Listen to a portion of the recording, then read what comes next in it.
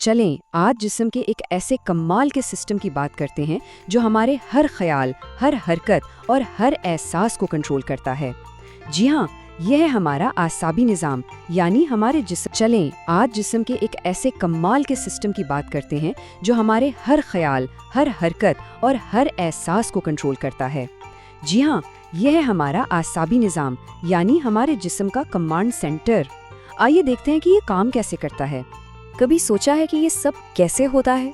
मतलब एक सादा सी सोच से लेकर बिजली की सी तेजी से किसी चीज पर रिएक्ट करने तक ये सब कौन कंट्रोल करता है? जब कोई गर्म चीज को छूता है तो हाथ एकदम से पीछे कैसे हट जाता है? इस सब के पीछे एक बहुत ही जबरदस्त निजाम काम कर रहा है।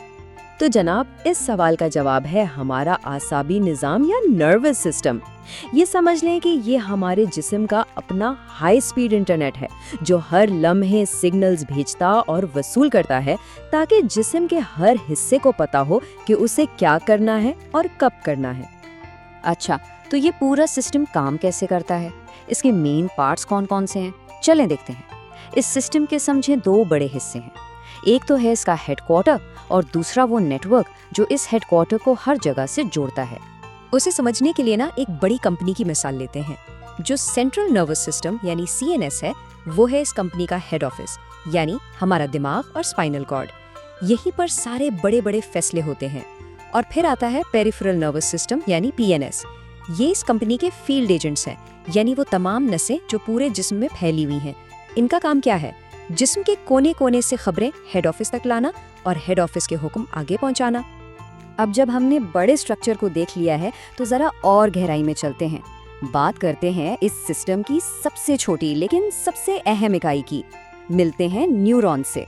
ये वो मैसेंजर है जो कभी आराम नहीं करता। तो ये न्यूरॉन है क्या? ये आसाबी निज़ाम का वो बुनियादी सेल है जिस पर सब कुछ टिका हुआ है। इसका बस एक ही काम है और वो है पैगामात को एक जगह से दूसरी जगह पहुंचाना। सोचें जरा, जैसे जिस्म के अंदर अरबों छोटी छोटी तारें बिछी हों जिनसे हर सेकंड सिग्नल्स दौड़ रहे हैं। बस यही हैं न्यूरॉन्स। हर न्यूरॉन के ना 3 अहम हिस्से होते हैं। सबसे पहले हैं डेंड्राइट्स। ये समझें कि एंटेना है। इनका काम है सिग्नल्स को रिसीव करना। फिर आती है सेल बॉडी। ये न्यूरॉन का कोर है जो इस सिग्नल को प्रोसेस करता है, एक छोटे कंप्यूटर की तरह। और आखिर में है एक्सॉन। ये वो लंबी तार है जो इस प्रोसेस्ड सिग्नल को आगे अगले न्यूरॉन तक पहुंचा देती है। तो हमने ये तो देख लिया कि सिस्टम के पार्ट्स क्या हैं। अब देखते हैं कि ये सब मिलकर काम कैसे करते हैं। मतलब एक सिग्नल का सफर शुरू कैसे होता है और अपनी मंजिल तक पहुंचता कैसे है। ये वाकई बहुत दिलचस्प है। चलें एक मिसाल से समझते हैं। फर्ज करें कि फोन की घंटी बजी। ये है स्टिमुलस।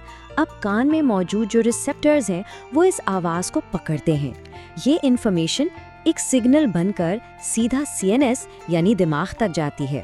दिमाग इस सिग्नल को प्रोसेस करता है, फैसला करता है कि भाई फ़ोन उठाना है और फिर हाथ के मसल्स को हुक्म भेजता है और फिर हाथ फ़ोन उठा लेता है।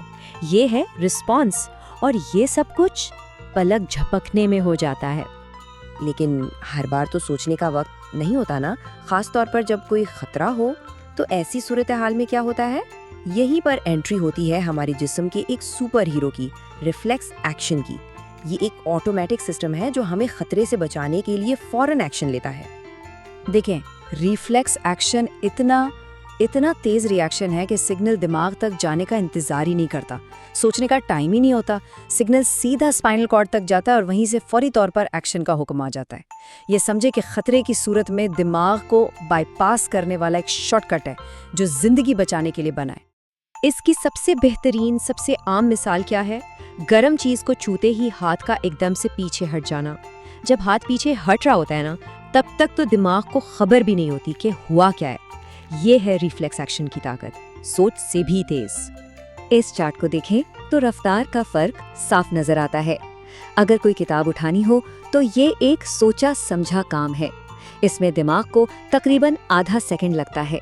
लेकिन एक रिफ्लेक्स एक्शन जैसे गर्म सतह को छूना, वो सिर्फ 0.1 सेकंड्स में हो जाता है, यानी 5 गुना ज्यादा तेज। ये वो रफ्तार है जो बड़े नुकसान से बचा सकती है। अच्छा, तो इस सारी बातचीत से बोर्ड के इम्तिहान के लिए क्या चीज़ें सबसे अहम है? कुछ चीज़ें बिल्कुल याद रखनी है। पहली, नर्वस सिस्टम की तारीफ। दूसरी, सीएनएस और पीएनएस में बुनियादी फ़र्क क्या है। तीसरी, न्यूरॉन कैसा दिखता है और उसके हिस्से कौन-कौन से हैं। और चौथी, रिफ्लेक्स एक्शन क्या है और उसकी एक मिसाल। अगर ये 4 पॉइंट्स क्लियर हैं तो समझें कि ये टॉपिक तैयार है।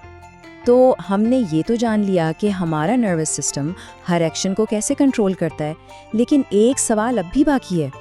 वो पहली सोच, वो पहला सिग्नल कहाँ से आता है? वो कौन सी चिंगारी है जो इस पूरे सिस्टम को पहली बार हरकत में लाती है? ये एक ऐसा सवाल है जहाँ साइंस और फलसफा मिल जाते हैं। ज़रा सोचिएगा इस पर।